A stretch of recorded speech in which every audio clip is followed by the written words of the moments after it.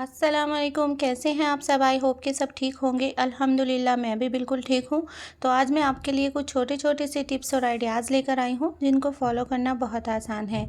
आप इस तरह की टिप्स को फॉलो करेंगे और अपनी ज़िंदगी आसान बना लेंगे, साथ ही साथ अपने वक्त की और अपने पैसों की बचत करेंगे। ये टिप्स मेरे लिए तो बहुत यूज़फुल हैं। आई होप कि आपके लिए भी यूज़फुल होंगे।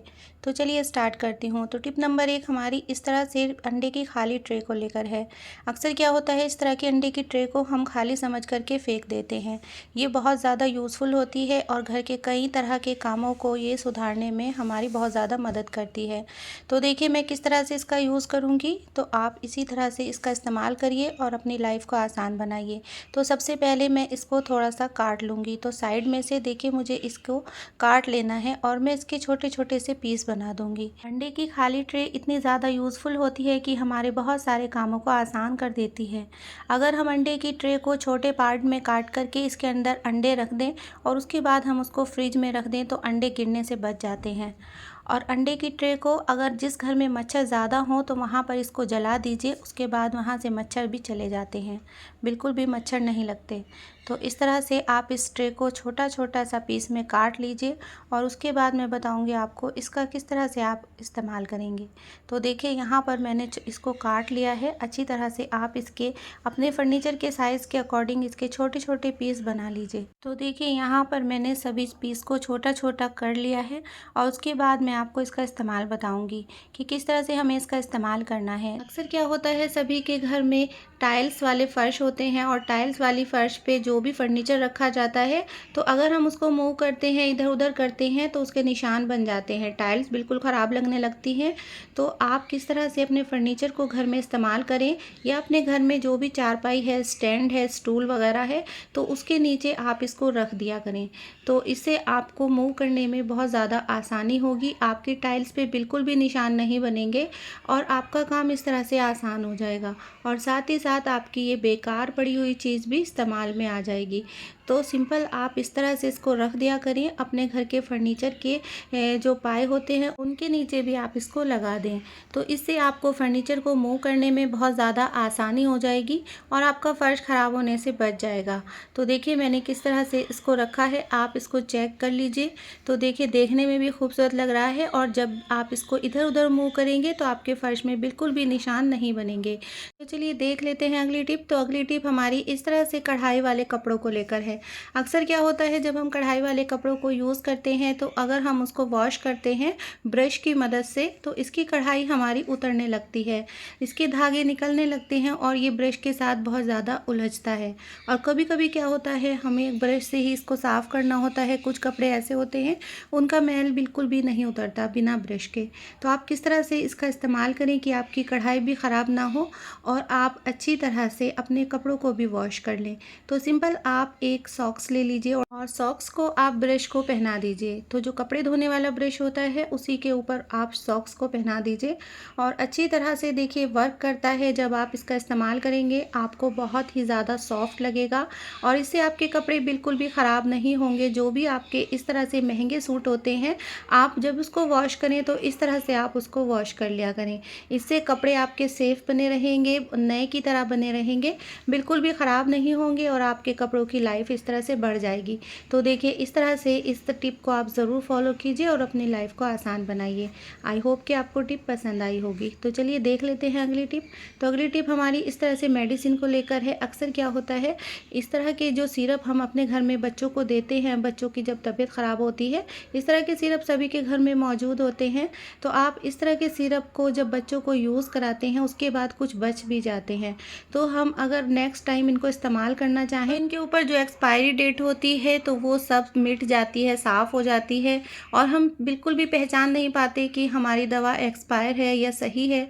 तो हम किस तरह से उसको सेव करें। तो देखिए यहाँ पर मैंने सेलो टेप ली है और सेलो टेप को मैं इन दोनों सिरप के ऊपर लगा दूंगी।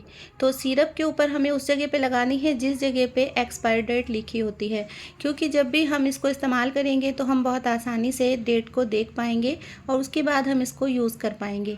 तो देखिए मैं यहाँ पर अच्छी तरह से सेलो टेप को ले लूँगी और जब हम सेलो टेप को यूज़ करेंगे उसके बाद जब हम इसको वापस रखेंगे तो इसका हम ऊपर से कॉर्नर को मोड़ देंगे, जिससे जब भी हम इसको वापस इस्तेमाल करेंगे तो ये बहुत आसानी से हमें इसका पार्ट मिल जाएगा। इसमें हमें बिल्कुल भी परेशानी नहीं होगी।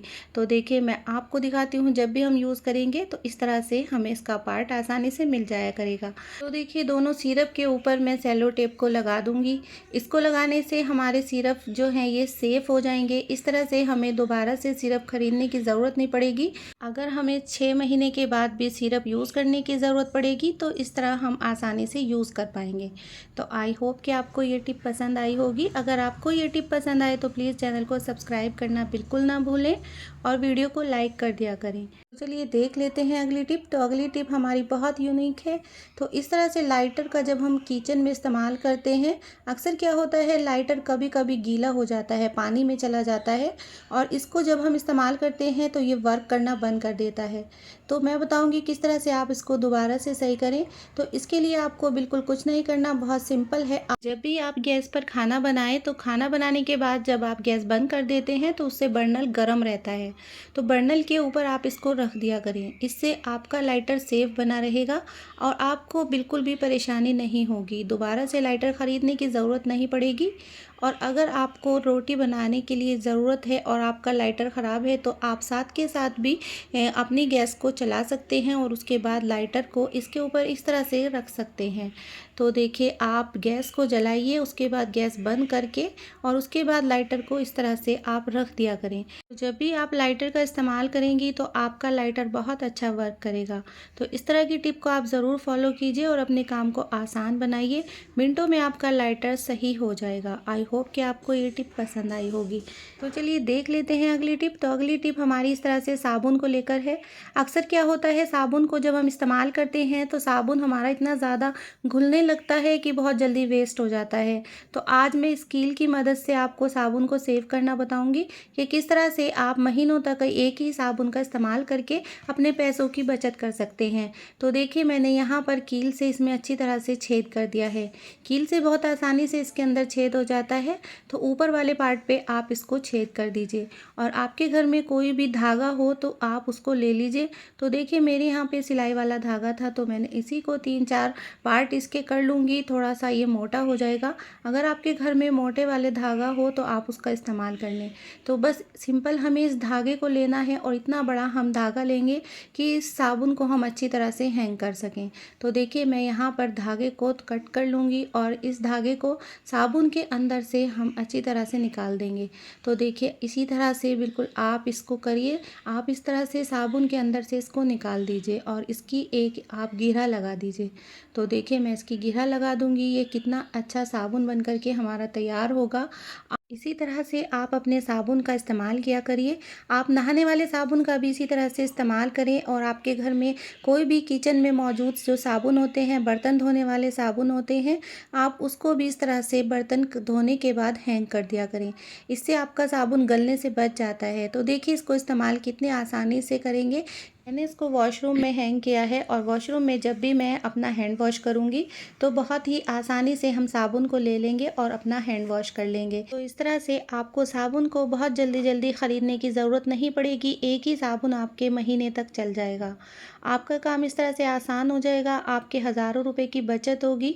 आप इस तरह से इस टिप को ज़रूर फॉलो कीजिए और अपने काम को आसान बनाइए। अगर आपको मेरी कोई भी टिप पसंद आई तो प्लीज़ कमेंट में ज़रूर बताइए। चैनल को सब्सक्राइब करिए, वीडियो को लाइक करिए। चलिए चलती हूँ, इंशाल्लाह फिर लौट के आऊँगी एक और नई टिप के साथ। तब तक के लिए अल्लाह हाफिज़।